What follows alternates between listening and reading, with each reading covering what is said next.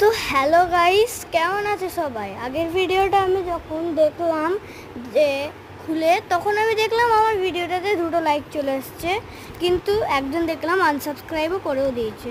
মানে যাদের সাবস্ক্রাইব করেছিল তাদের মধ্যে আমাকে দেখে আনসাবস্ক্রাইব করে দিয়েছে, কিন্তু কমেন্ট কিন্তু গাইস আপনারা করছেন না। তাই আমি আজকে আঁকলাম জাতীয় পতাকা।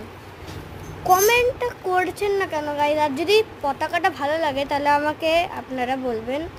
তাও আমি যদি একটু বেশি বলে ফেলি তাও আমাকে সরি, মাফ করে দেবেন, আমি অনেকটাই ছোটো এখন।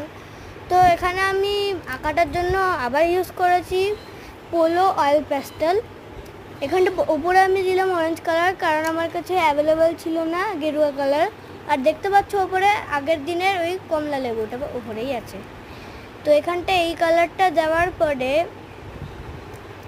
আমি এখানটা দিয়ে দিয়েছিলাম লাইট গ্রিন কালারটা, কারণ ওটা আমাদের বটমে হয়, আমরা সবাই জানি ন্যাশনাল পতাকা বটমে হয় গ্রিন কালার, উপরে হয় গেরুয়া কালার, আর মাঝে সাদা কালারের সাথে অশোক চক্র নীল কালার। তো তারপরে আমি এখানটায় সবুজ কালারটাকে ফিল করে দিচ্ছিলাম, তো দেখতেই পাচ্ছ তোমরা। তো ফিল করা হয়ে গেছে গাইজ এখানে। এবার আমি করে দেবো অশোক চক্রর কালারটা, যেটা আমি করলাম গাইজ লাইট ব্লু কালার। তো গাইজ ব্যাস হয়ে গেল, আর একটু ব্যাস গাইজ। তো এখানটা আমাদের অশোক চক্রটা কমপ্লিট। শুধু এবার আমার বাকি আছে এই পতাকার ডান্ডিটা করা। তো উপরটা আমি এখানটা গোল পড়া আছে ওখানটা করলাম ইয়েলো কালার, ক্রোম ইয়েলো নিয়েছিলাম, আর নিচটা এখানটা করলাম, ডান্ডিটা করলাম আমি ব্রাউন কালারের।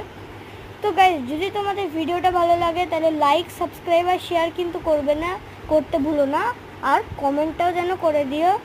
তো গাইজ এখানে আমার আঁকা হয়ে গেল গাইজ, বাই।